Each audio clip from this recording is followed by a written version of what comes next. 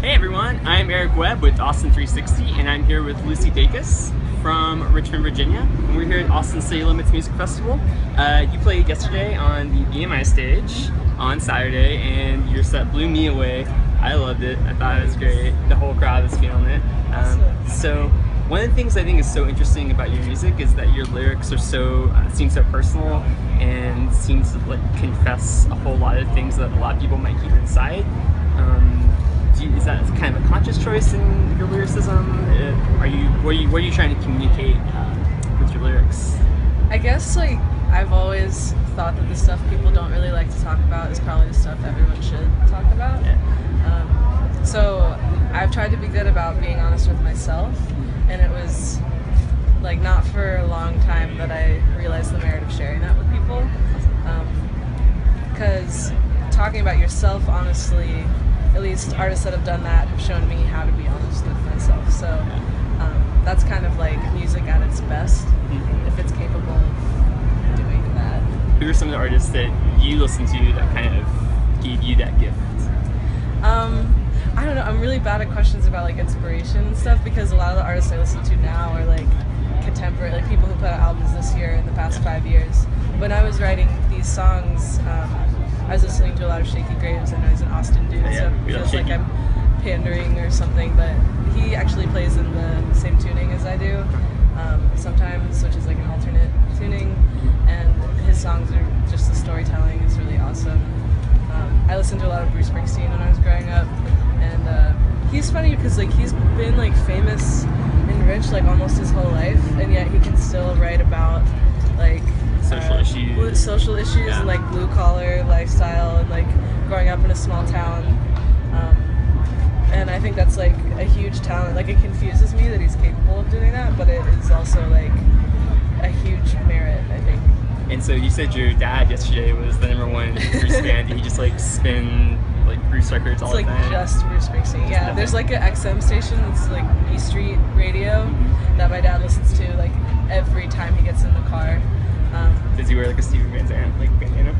No, he's not quite at that level of dressing like the band. Not quite until Bruce Springsteen cosplay. No. Yeah. But we played Dancing in the Dark at the show, and we try to do that whenever he's around, because I just want ways to thank him for, he drove from Richmond, Virginia to Austin. Awesome. So does he come out to shows a lot, or do you specifically? Yeah, he came out. We played New Orleans on Father's Day, and he came. We played Baltimore on his birthday, and he came. And I like being and there's my dad. Everyone say hi. And super cool. I think it really gives him joy. So yeah, it's a reciprocal. You put in the effort of coming here, I can put in the 1 second of telling people to thank you. It's a couple hundred people thanking you for me. That's awesome. When you said yesterday that it kind of felt like a hometown show a little bit, and there was a guy standing next to me at the show that went to your high school apparently. Really? Someone was Maggie Walker. It's what are you doing here? I couldn't even see who that was. But I think people who are from Richmond, when they leave, find a lot of solace in other Richmond people, just having that shared context. And I have felt that myself, in a way I totally didn't expect. Yeah.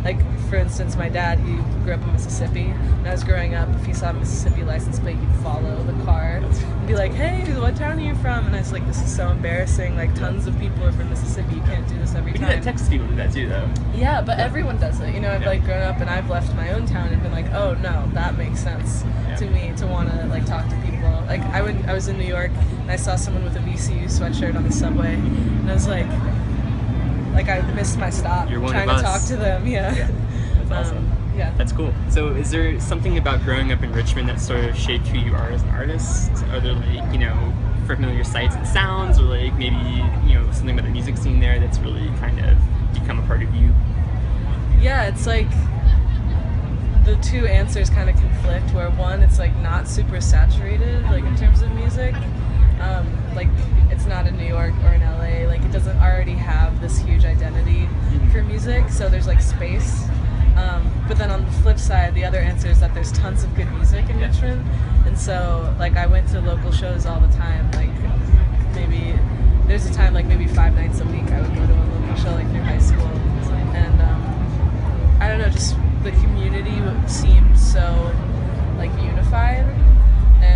that was just me looking at it as a high schooler, being like, I want to be involved in this and like romanticizing it.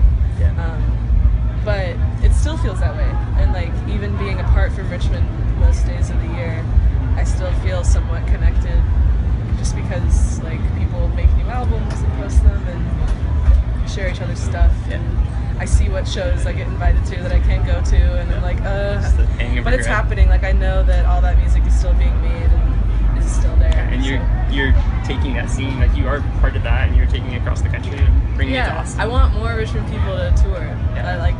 I've been trying to get my friends to find vehicles and take time off of work and just do it, because there's not any other way that it's gonna happen. Also, I've known him for a really long time. His daughter Anella, like we went to kindergarten together. Whoa. We were like best friends for years, and we're still friends. She's actually gonna come to our show in Barcelona because she's studying abroad right now. Anyways, yeah, it's really nice that he likes the album, and I'm really proud of him for getting to where he is. Like, I was a Bernie supporter, honestly, and I am gonna vote for Hillary, and it makes me feel better about voting for Hillary than Tim Kaine, because I trust him like completely as a person and as a politician. Like I guess I've known him since I was a kid, so like there's like nothing objectionable about that dude.